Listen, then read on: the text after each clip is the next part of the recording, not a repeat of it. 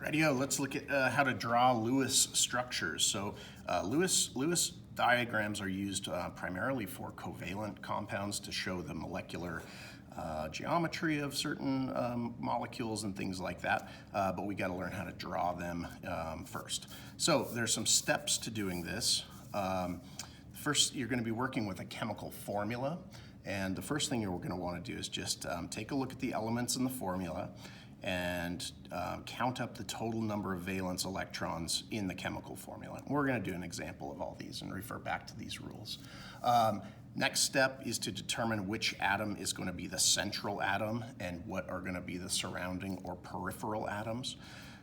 So to determine the central atom, it's almost always the least electronegative of the elements in the formula. Not always, but generally speaking it is. It's the least numerous element that's in a chemical formula, and if carbon is involved, it's almost always the central atom, okay? The next step is to use single lines to connect the peripheral atoms to the central atom. Those lines represent covalent bonds, and they also represent 2 electrons, so keep that in mind. And then we're going to have some electrons left over probably, and we're going to fill those in around the peripheral atoms first in pairs until we've used up all of the electrons that we counted from step 1. And then this last one doesn't happen all the time, but you need to make sure that every element in the structure has a full valence level, and that's usually an octet. It can be a duet if you're looking at hydrogen, but usually it's an octet. So it's possible that we have to do something called coordinate covalent bonds. So I'll show you how this stuff works, and we'll refer back to this list here as we go. So let's do a couple of examples. How about let's start with the formula CCl4. Okay, carbon tetrachloride. And so if you were given a formula like this and you were directed to draw the Lewis structure, follow these rules. Count up the total number of valence electrons in the formula. So we know that carbon has 4, and each of these chlorine atoms has 7. So that's 7 times the 4, right? So that's 28 here plus another 4. This is a total of 32 electrons that we're going to be working with. Okay, so our structure can't contain more than 32 electrons. We're going to determine our central atom, which in this case we're using carbon as our central atom. And then we're going to place the peripheral atoms, which are the chlorine atoms, connected with a single line to the central carbon atom. And we want to do these so they're as far apart from each other as they can be. So we're going to do a chlorine up here, a chlorine over here, chlorine over here, and chlorine over here. Okay? So this is the basic structure. And now we have to start thinking about our electrons. So we're down here toward the bottom of the list. We're going to fill in the remaining electrons in pairs around the peripheral atoms first. So out of the 32 electrons that we had to use, these 4 lines here represent a total of 8 electrons. There's 2 electrons in each of these bonds, right? So 32 minus 8, should do this in my head. So we have a remaining 24 electrons to use after we've made our bonds, okay? So we're gonna go ahead and fill 24 electrons around the chlorines. So here's 2, 4, 6, 8, 10, 12, 14, 16, 18, 20, 22, and 24, okay?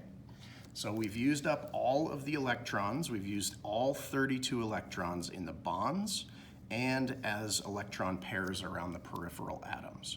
Okay, and so we can check for stability here to make sure that everything's got an octet. So carbon, remember that the covalent bond, the line which represents 2 electrons, we count those 2 electrons for carbon and for the chlorine. So carbon has 4 bonds for a total of 8 electrons, that's good. And each of these chlorine atoms, we get to count the 2 electrons in the bond, and then the remaining 6 that are in pairs here. So that is a total of 8 for each of these chlorines. So that is a good structure, all good. Okay, let's try another one. How about we do, this is a good example. Let's do one like this, C2H3, H6, C2H6. So here we're not going to have just one central atom. Carbon is going to be linked to itself. And whenever you have multiple carbons like this, that's generally what you do. So let's count up our electrons first. We have 4 from each carbon, and then we have 1 from each hydrogen. So 4 times 2 is 8, plus 6 is, 8 plus 6, I should be able to do that, 14, right? So that's 14 electrons to work with. Okay, so let's, the first step when you have multiple carbons is to just link them together like so. Whether it's C2 or C3 or C4, you just link them together in a chain.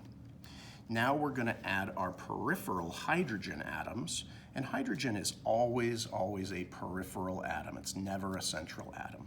And we're going to try to distribute them more or less evenly, if we can, around our 2 carbons. And in this case, it works out really easily to distribute them like so. 3 hydrogens per carbon. And let's check for stability, meaning that we're looking for octets. And carbon has an octet with 4 bonds each. And then hydrogen doesn't have an octet, but the 2 electrons that are in the bond, those are counting for hydrogen. So hydrogen has a valence duet instead of an octet, and it's stable in that way. So this is a good structure. Let's do one that's not maybe so straightforward. Like this formula here, how about CH2O, okay? So here we're dealing with 3 different elements, and carbon is present, so it's going to be the central atom. It's also the least electronegative of between hydrogen and oxygen anyway. Remember, hydrogen can't be the central atom ever. So we're going to place our central carbon, but after we count our electrons, we have 4 plus 2 plus 6, and that is a total of 12 electrons, okay? 12 electrons. So let's build our structure here. Carbon center, and then we're going to bond each peripheral atom to it. So there's the 2 hydrogens, and then here's the oxygen. So out of our 12, we've used 6. We have 6 electrons to go, and now we need to fill them around the peripheral atoms. And then if we need to move into carbon, we can, but we're probably not going to have to here. Hydrogen, we can't add any more electrons to. It maxes out just like this, just the 2. Oxygen, though, can carry a total of 8. And there's those 6 electrons, right, that went to oxygen. And so you might think this is all good and done, but we got to check for stability and look for our octets. Carbon needs to have an octet, and right now it only has 6 electrons around it, 2 from this bond, 2 from that bond, and 2 from that bond. So when that happens, this is where we do something called make a coordinate covalent bond.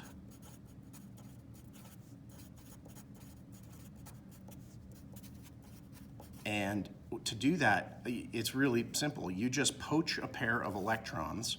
Doesn't even matter which pair, but you poach one from the oxygen here, and you just create a double bond between carbon and oxygen. That way, these electrons are no longer just for oxygen. They actually will count for carbon and for oxygen, and that's a good structure.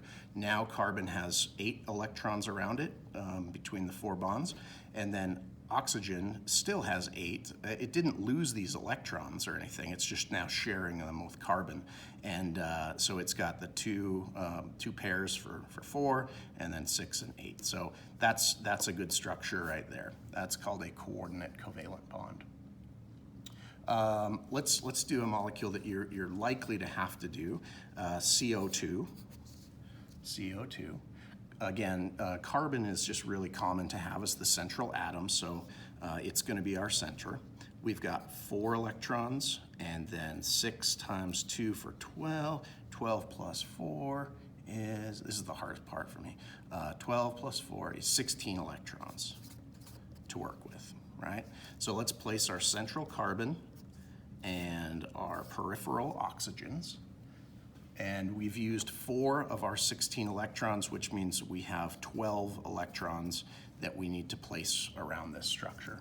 We start from the outside and work our way in. So we're going to have 2, 4, 6, 8, 10, and 12. Good, we didn't have to go to the carbon. So now we're at the point where we have to check for valence octets. Both of the oxygens are in great shape, right? They have 8 electrons in their valence level right now, but carbon is pretty unhappy. Carbon only has 4.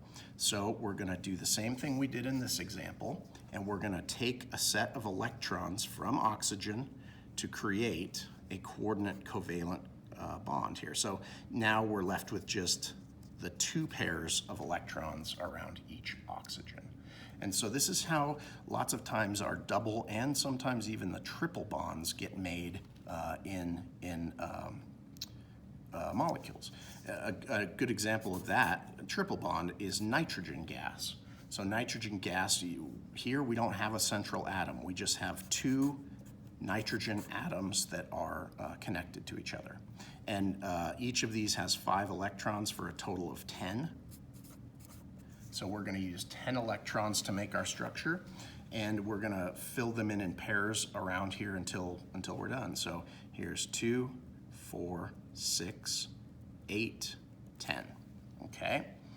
So here we check for our valence octet, and this nitrogen on the right feels pretty good, but this one on the left doesn't feel so good at all, right? And so here we're going to have to take a pair of electrons, 2, 4, 6. Oh, I added too many electrons. I was only supposed to add 8. Okay, that's what it should look like, sorry.